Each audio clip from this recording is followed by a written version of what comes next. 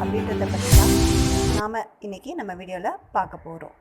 கிருஷ்ணர் பிறந்த தினத்தை தான் நம்ம கிருஷ்ண ஜெயந்தியாக செலிப்ரேட் பண்ணுறோம்.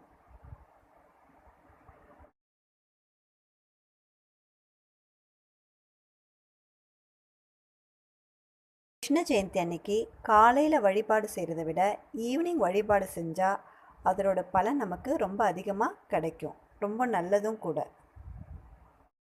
காலையிலே வீடெல்லாம் சுத்தம் பண்ணிவிட்டு அன்றைக்கி மாவிலையில் தோரணம் கட்டிக்கலாம்.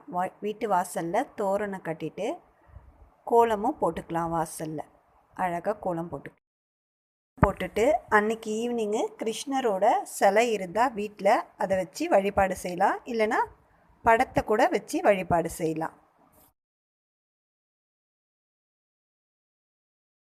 கிருஷ்ணருக்கு படைக்கிறதுக்கு நெய்வேத்தியமாக சீடை, முறுக்கு, அவல், பொரிக்கடலை, அதுக்கப்புறம் வெண்ணெய், பால் பாயாசம், உப்பு சீடை, இனிப்பு சீடை, தயிர், இதெல்லாம் நம்ம படைக்கலாம்.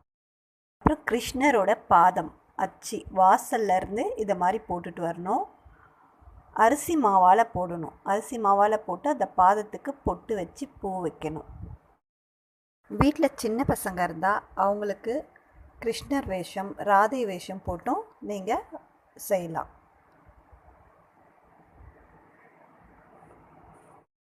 இந்த மாதிரி சிம்பிளாக நீங்களும் உங்கள் வீட்டில் கிருஷ்ண ஜெயந்தியை செலிப்ரேட் பண்ணுங்கள்.